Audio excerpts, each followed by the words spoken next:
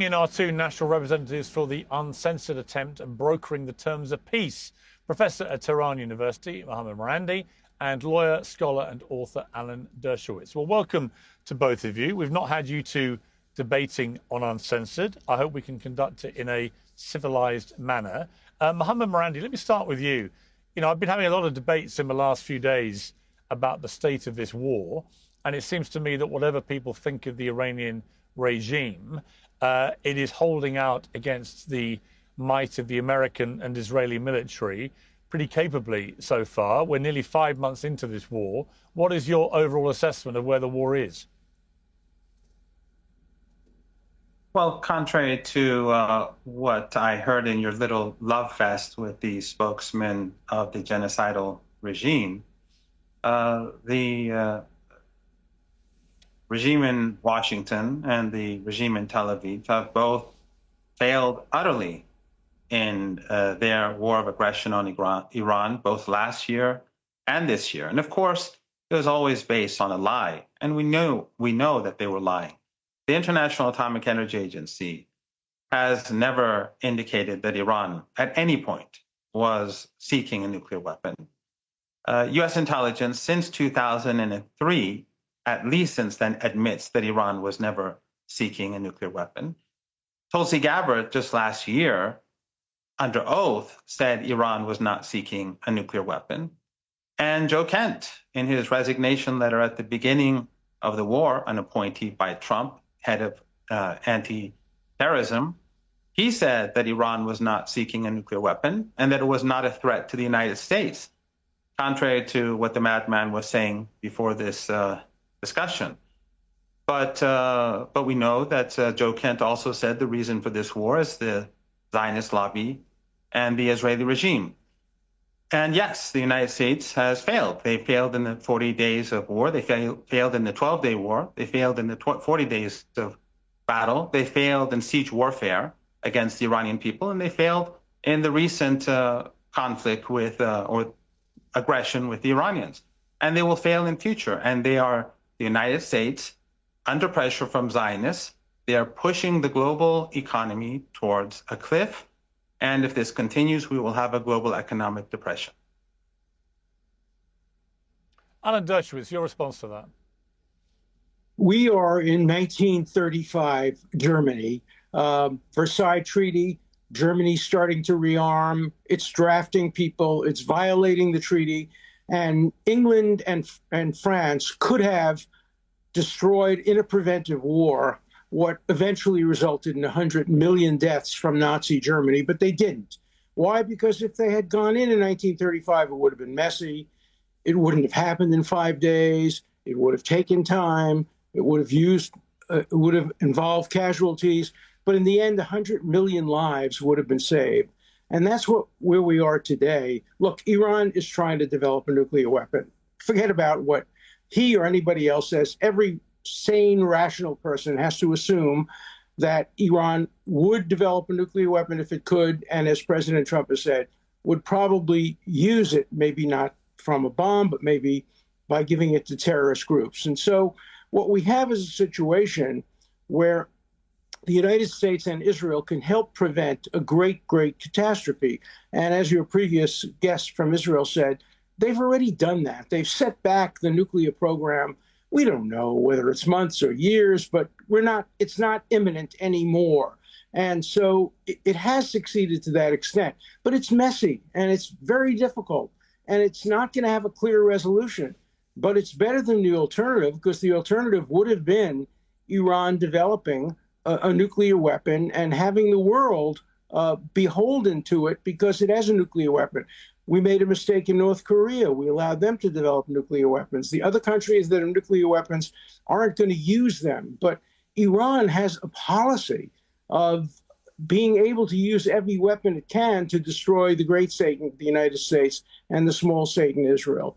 And so I really think that this war, unsuccessful as it has been to produce a final result, will go down in history as probably the most important war since World War II, in the sense of at least setting back and preventing an even greater catastrophe from occurring. It's not perfect, and it will have all kinds of problems. And nobody should claim that the nuclear program has been completely obliterated or that it's been a complete success. It's not a complete success. It's just a lot better than the alternative.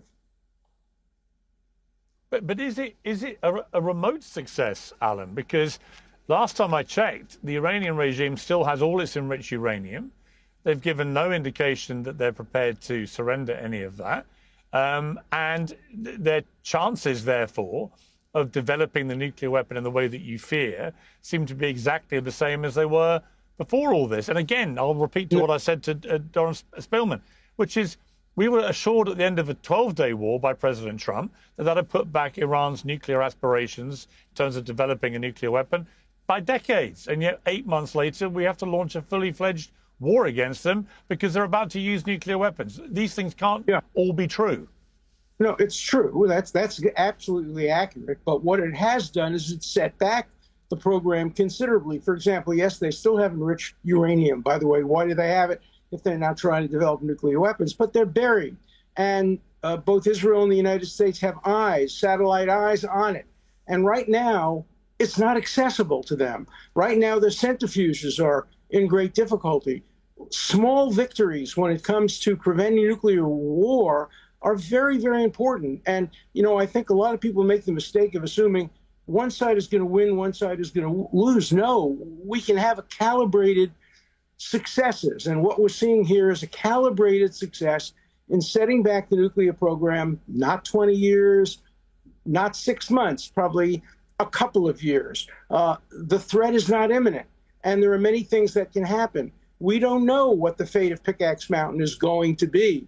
It, too, may be subject to attack because of its ability to produce perhaps nuclear weapons. This is an ongoing battle. It will not end in 5 weeks. It will not end in 5 years.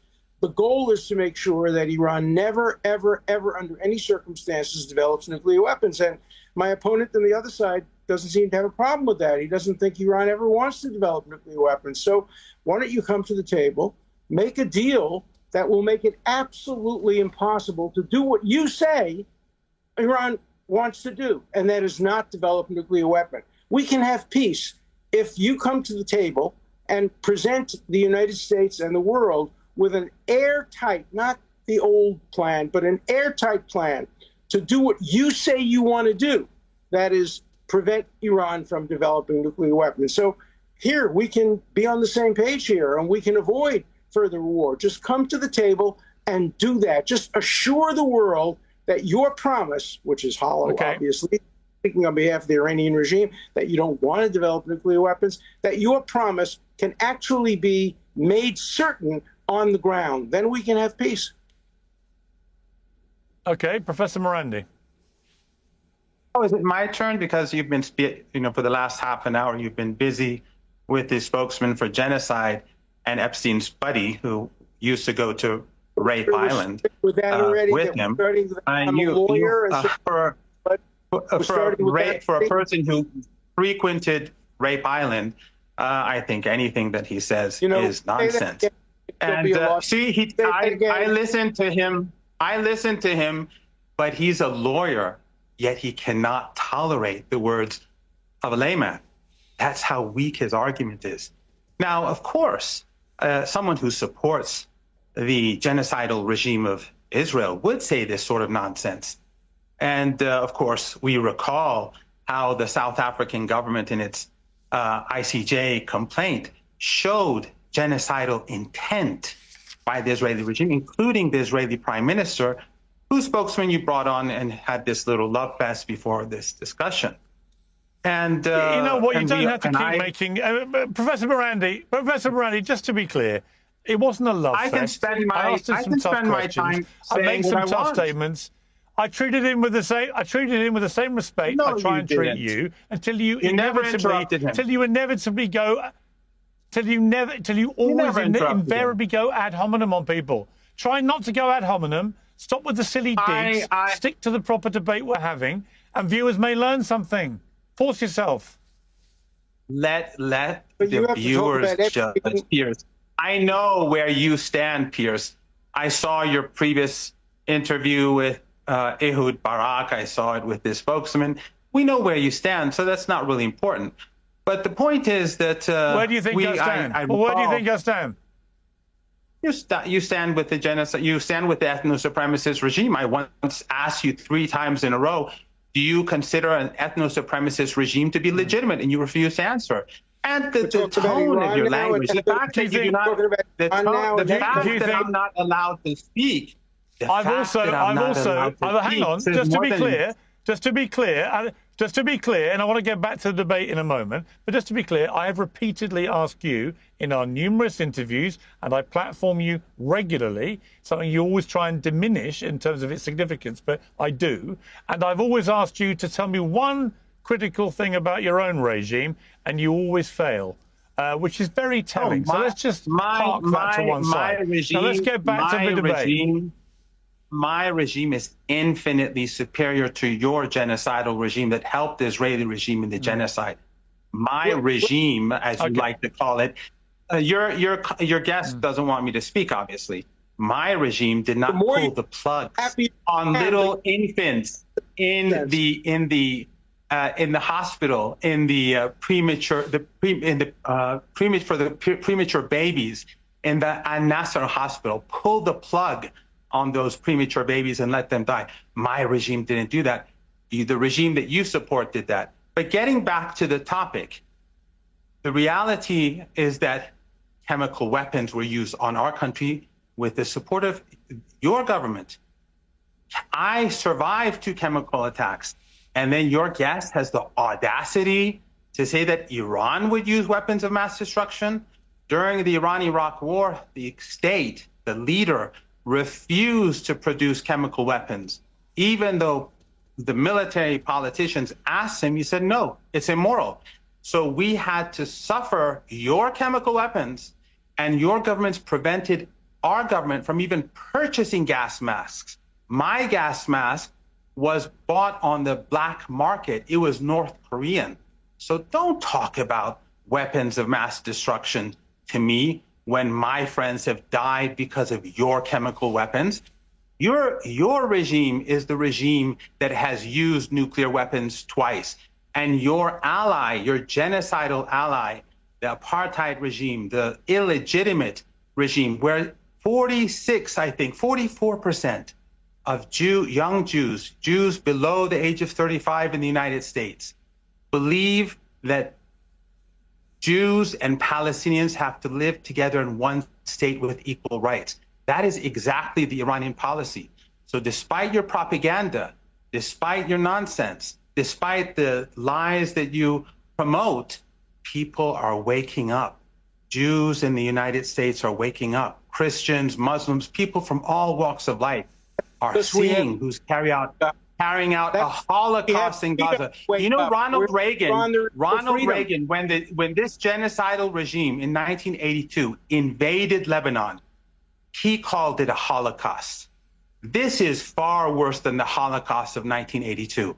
But you refuse to acknowledge this genocide, whereas the population in Gaza has collapsed. It's not 70 or 80,000 people who've died. As a result of this war, hundreds of thousands have died. The population has collapsed. People are dying every day, not just because the kids are being bombed or being sniped, because they're dying of illnesses and a lack of medicine that this filthy regime is imposing on the people, on the kids of Gaza. But you want to look away and antagonize the Iranian people or the Palestinians or Hezbollah or whoever else it is that you like to antagonize so that they can get away with this. But you will not be able to do so because people are waking up across the world. I need to get Alan to respond. Okay, Alan, hang on one second. Before you give a response to what you just heard, I just want to stress again that Israel has never been more unpopular globally, and not least in the United States, where 50% nearly of Americans said they would like to see Netanyahu arrested for war crimes, where 2/3 of Americans have a negative view of Israel. You know, my view of this is that Israel's current government is populated with people like Ben-Gvir and Smotrich, these other guys, who are complete psychopaths, and that the activities that they are promoting in for example, the West Bank at the moment and so on, are making Israel a global pariah. Does that not concern you? Of course it does. And I'm not at all a supporter of Ben-Gvir. I'm not a supporter of Smotrich. I am a supporter of the nation state of the Jewish people. I am a proud Zionist. Zionism is the national liberation movement of the Jewish people. Israel is the only non-colonialist state in the Middle East. All the other states were established by colonialist regimes after the First World War. Israel fought against colonialism and self-determination. I am not here to support everything Israel does. I wouldn't vote for Ben-Gvir. I wouldn't vote for Smotrich. I have to tell you that if in 1935 Winston Churchill had been the Prime Minister of England and he had gone into Germany and attacked them, he would be the most unpopular person in the world. It's very unpopular to engage in preventive wars because you don't know what you're preventing. History is blind and deaf to the future. You only know what you're doing now. And so it takes enormous courage, courage of the kind that not only Winston Churchill had, but that Benjamin Netanyahu has had, that Ronald Reagan has had, that George Washington had back in the day. It takes tremendous courage to get involved in a war that is unpopular. The Revolutionary War was unpopular with many, many parts of the United States. It was the right war, the Second World War. Nobody wanted to get into it on the basis from the United States. Lindbergh was against it. The Poles were showing against it. It took enormous courage to take on Adolf Hitler. And, you know, I hate to say this, but I think I'm in 1935, and I'm sitting opposite Joseph Goebbels right now, and he's making the propaganda case for the Nazi regime, just the way this professor is making the propaganda case for the new Nazi regime, which is the regime of Iran. Will you at least admit, sir, will you at least admit that Iran murdered in cold blood as many as 50,000 innocent protesters? And would you admit, if that's true, that that comes closer to genocide than anything that Israel has been accused of doing in self-defense after its people were raped, kidnapped, murdered on October 7th? Would you at least admit that the Iranian regime has killed many, many, many thousands of people? Yes or no? You know, we are not in 1935. We Yes are not or no? in 1939. Yes or no? We are in 1942. You are the Nazi regime that is carrying out a Holocaust in Gaza. You are the Nazi who is doing it as we speak. You're the evil monster. You say Israel is not a colonial regime? You're from Eastern Europe. You're European. All of those Ashkenazi Jews who are now running the country, they're from Eastern Europe. You came and slaughtered. I'm talking. I didn't interrupt you as you were ranting. The people who you support, the people who are running the country, they're Polish. They're Ukrainian. They're from Czechoslovakia. They're from Eastern Europe. You're not even Semite. You're the anti-Semite because you've been slaughtered. You won't let me talk. You are afraid.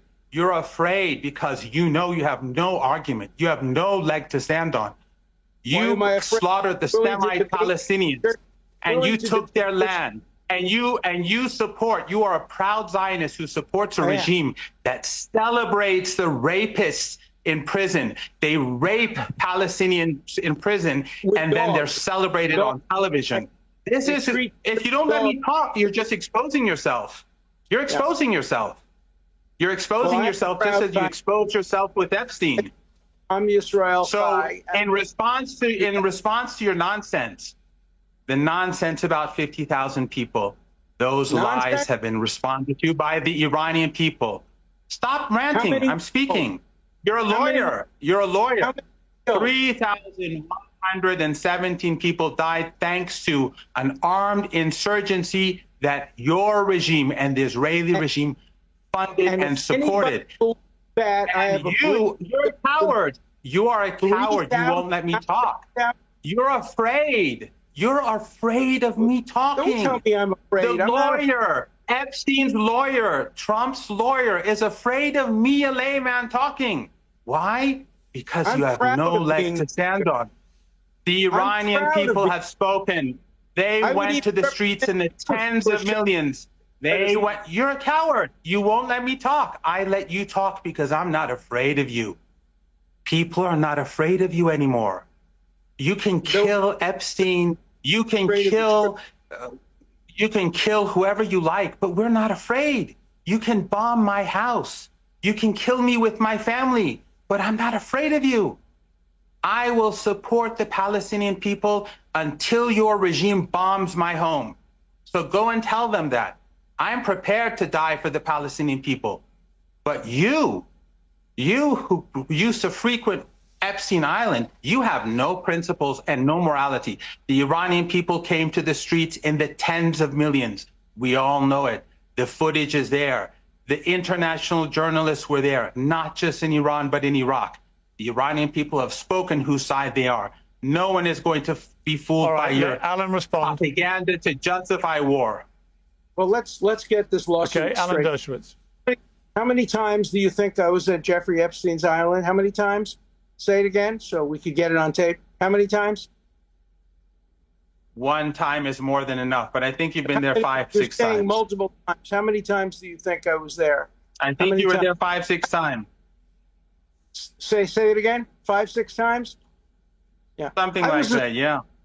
I was his lawyer, just the way I was the lawyer for Palestinians. What a naive lawyer. No, don't interrupt me. I was the lawyer for Palestinian students who tried to hang the flag when Yasser Arafat died. I was the lawyer for Nazis in Skokie, Illinois. I helped represent them.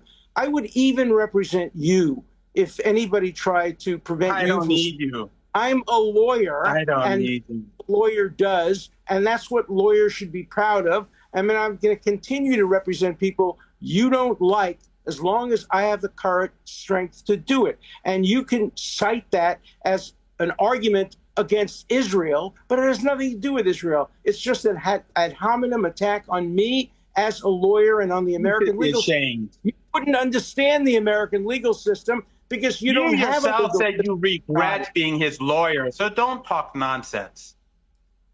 Say it again.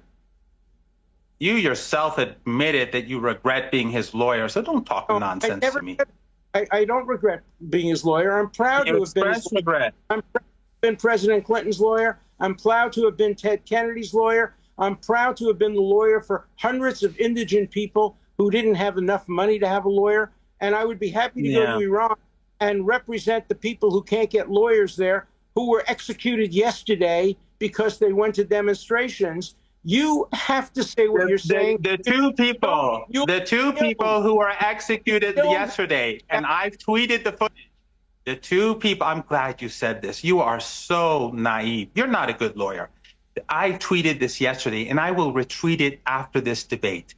The two people who were executed yesterday, they burned 4 police officers alive and stabbed them. Who were executed before that? They were executed because of murdering 4 police officers. So I will retweet that today. But that's and that, by the way, what happened during that armed? Don't be afraid. Let me explain. Don't be afraid of people listening. You are the one. You are the one from the civilized world. You are the proud Zionist, the ethno-supremacist that we should all be listening to. So don't worry about what. Don't worry if people hear what I say.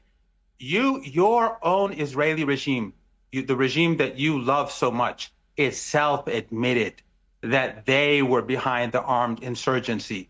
Channel 14 of the Israeli regime, which is close to Netanyahu itself, said, and I tweeted this, and others have too, that the Israeli regime, they helped send in, along with Americans, they helped send in the weapons that killed hundreds of police officers during those 2 days of armed insurgency. Your own regime admits it. Your own regime admits it. I hope that's true. I would like to see the United States and Israel together topple the Iranian regime and replace it by a democratic regime where all people can vote and all people have free speech. I would be happy to participate in any such attempt to try to topple this Nazi regime. That's what would have happened in 1935 if they had done the right thing. We have a chance now to have peace in the world by toppling the Iranian regime. It won't happen overnight. It won't happen quickly. But ultimately, the good people of Iran, will rise up against their evil leaders who kill them in the street. and will give them ultimately, for the first time, real democracy. That's what we want. So says the genocide supporter. The genocide supporter who's supporting an ongoing genocide where every day Palestinians are dying, every single day as we speak. And Western media won't tell anyone about it because it's controlled by the same sort of people who you are aligned to. Those kids who are dying of disease every day. Those parents who are dying every day because of a lack of proper food and medicine. You are responsible. And all those Western journalists who've been trying to distract public opinion away from it. The only guilt of the Iranian people, and Hezbollah and Yemen is that they say no to genocide. That has been the guilt for 47 years. For decades, your regime has been supporting the apartheid and genocidal regime of Israel and supporting the most brutal regimes across the world in Latin America and Africa, in our region and in Asia.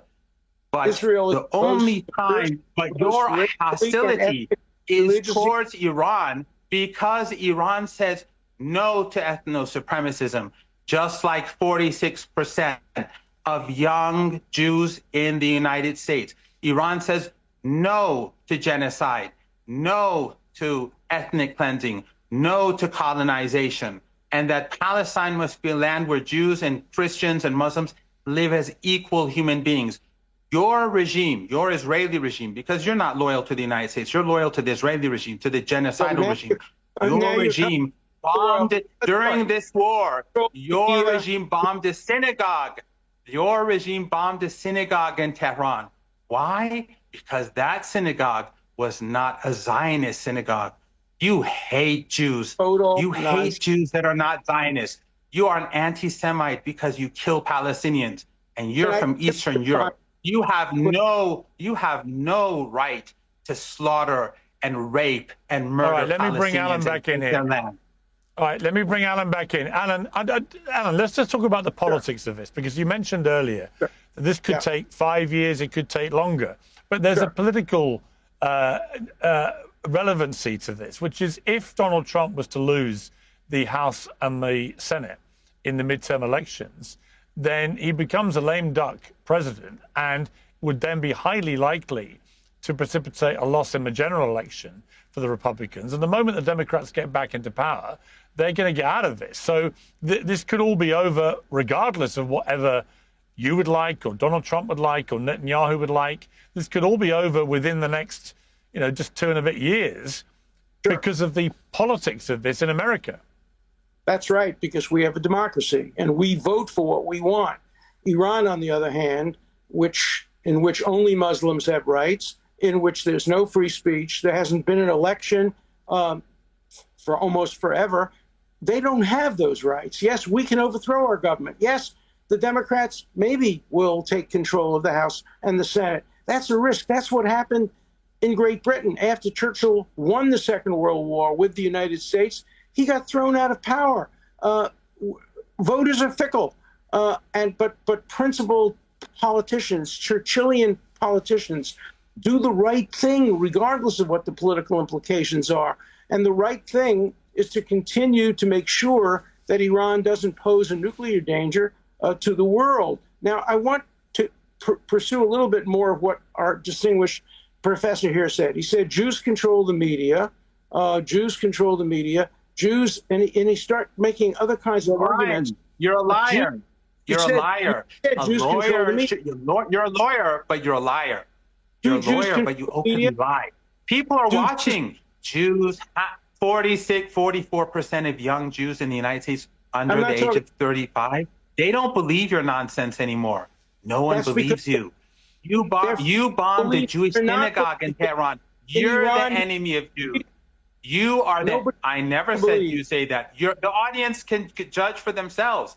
In fact, when you say Iran has no freedom of speech, your host, I've invited him to come to Iran on multiple occasions to see if there is free speech. When I tell him to read the book Going to Tehran, he gets angry because it goes against his narrative. But you speak on behalf of an ethno-supremacist regime, and you speak of free speech. Your country is run by oligarchs.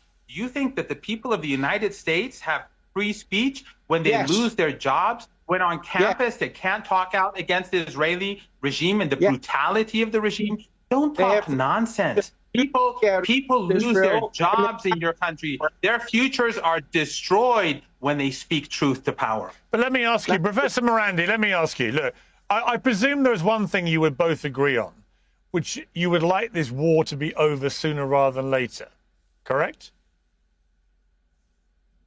We would like justice. We would like what would end all wars in this region is one thing: that the land of Palestine be a land where Jews, Christians, and Muslims live as equal human beings.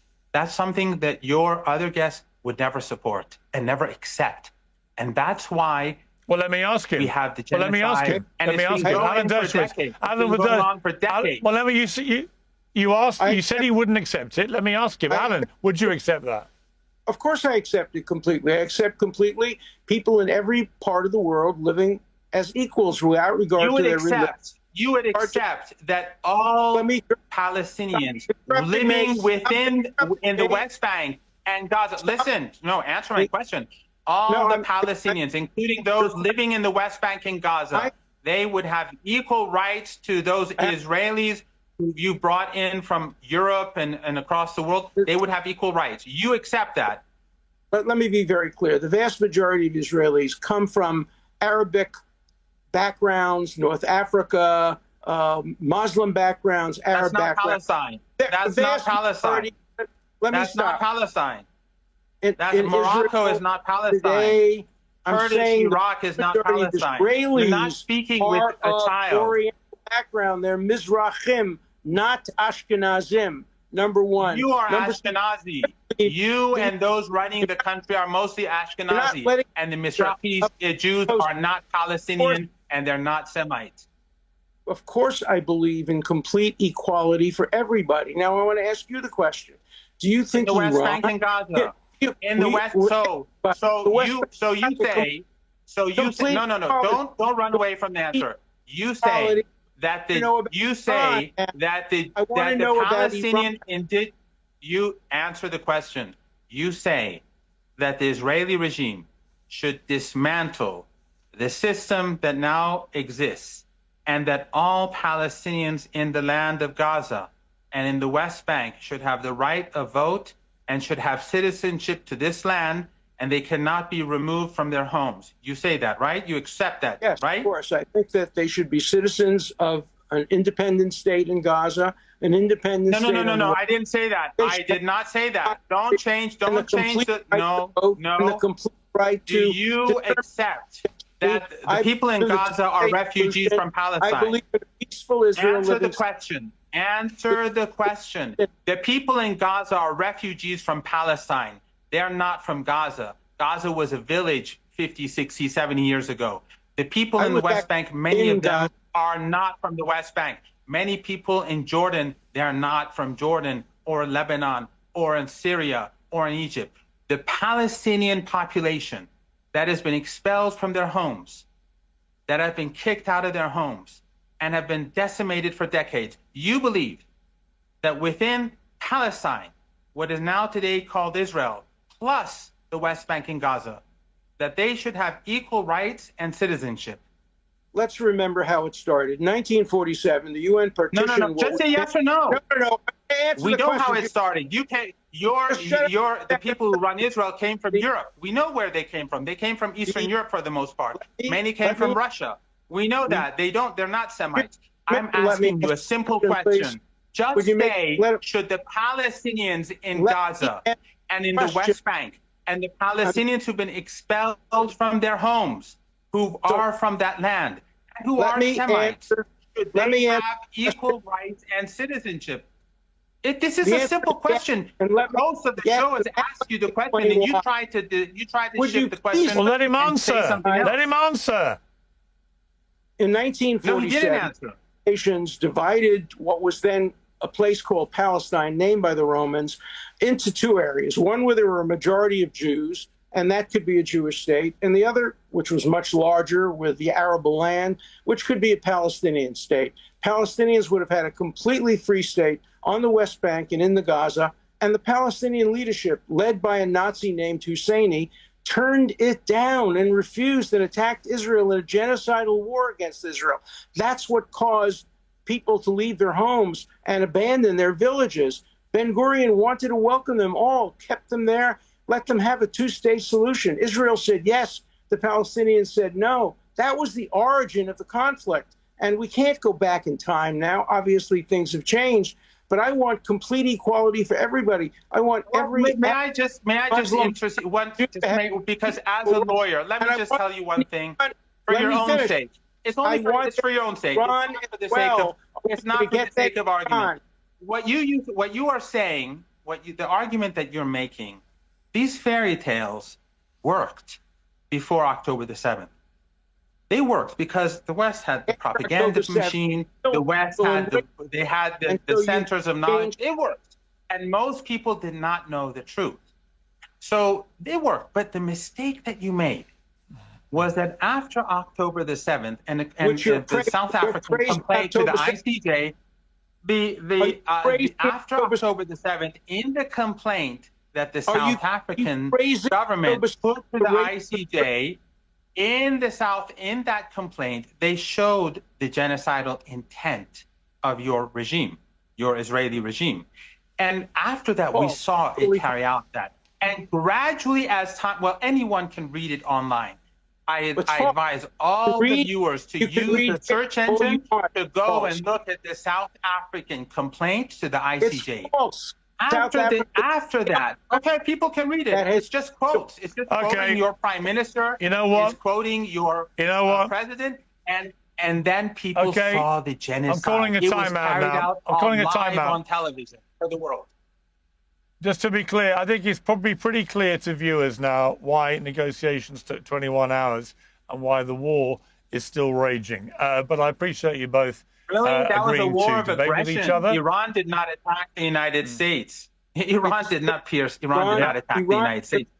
And the United States is sacrificing the world for this ethno-supremacist regime. It has killed so many Americans. All I can say is good luck.